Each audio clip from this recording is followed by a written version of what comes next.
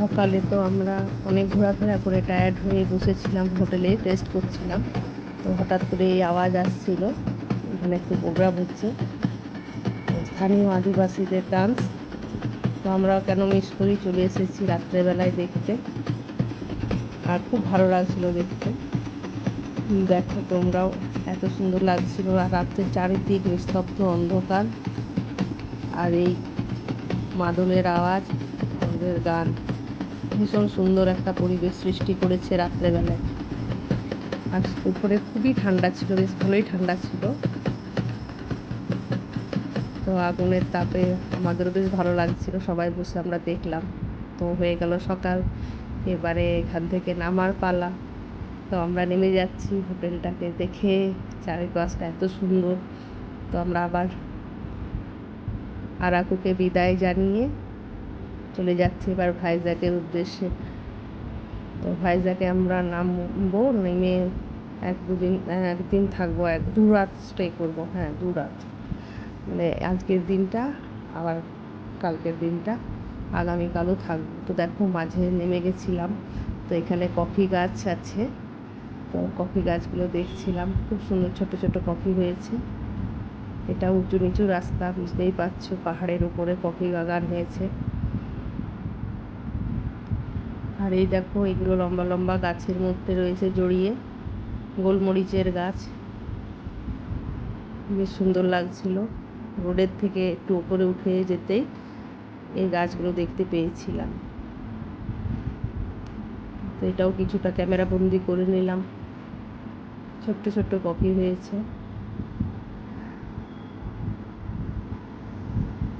ওই দেখো কি সুন্দর ছোটো ছোটো হয়েছে। এগুলো আবার পাকলে তারপরে পাড়ে। আর ভীষণ শক্ত গাছগুলো, এত শক্ত, ছোট দেখতে হলে কি হবে, ভীষণ শক্ত।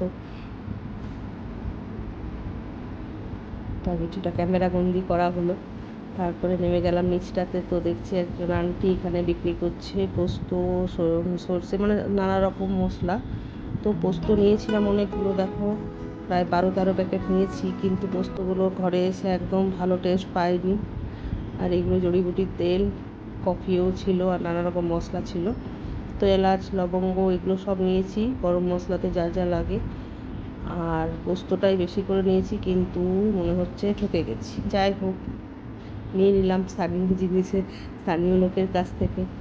আবার আমরা রওনা দিয়ে দিয়েছি ভাইজ্যাগের উদ্দেশ্যে। আবার রাত্রেবেলায় একটা বিয়ে বাড়ি নেমন্তন্নও আছে, তো বিয়ে বাড়িও যাব।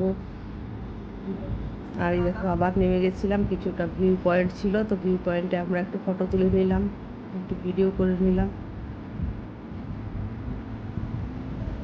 সব টুরিস্টরা এখানে নেমে নেমে ভিডিও করছে, ফটো তুলছে। এখানেও কিন্তু মশলার দোকান রয়েছে। আবার আমরা বেরিয়ে যাচ্ছি ওখান থেকেও, আর কিছুক্ষণের মধ্যে নিচে নামবো। নিচে নামতে তো এখন তো রোদ আছে, কিন্তু যখন ভাইজ্যাগে নেমেছিলাম তখন বৃষ্টি পড়ছিল। এত সুন্দর সবুজের মাঝখান থেকে ছেড়ে যাচ্ছি, একটু খারাপ লাগছিল, কিন্তু কি করবো, যেতে তো হবেই। তো ভীষণ ভালো কাটলো আরাকুতে আমাদের 2 দিন। আবার কবে আসবো জানি না। দেখো কি সুন্দর সবুজ সবুজ চারিদিকে। আমরা রোডের এত ভিডিও, এত ফটো করেছি, প্রচুর ভিডিও করেছি। এত ভিডিও দিতে গেলে অনেক বড় ভিডিও হয়ে যাবে, তো একটুখানি শেয়ার করে দিলাম। আঁকা বাঁকা রাস্তার মধ্যে চলেছি,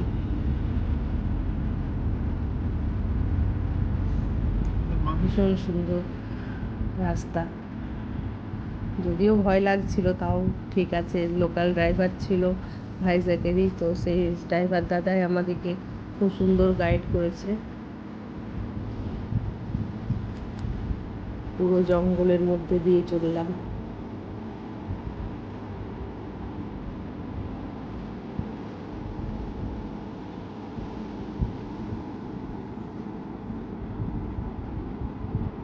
বাসও ওঠে উপরে, যাবার সময় আমরা দেখতে পেলাম 2-3টে বাস ক্রস করলাম।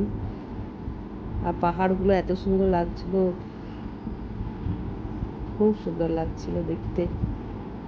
আমার মেয়ে তো ঘুমিয়ে গেছিল যাওয়ার সময়, অনেকটাও রেস্ট পেয়ে গেছে, আর আমিও একটু ঘুম দিয়েছি। কারণ আবার রাত্রেবেলায় বিয়ে বাড়ি আছে, তো বিয়ে বাড়ির কিছু সেরকম আমরা রেকর্ডিং করতে পারিনি, আগে তো ঠকেছিলাম। তারপরে অনেকটাই রাতের মধ্যে পৌঁছেছিলাম, আর নিচে প্রচুর গরম।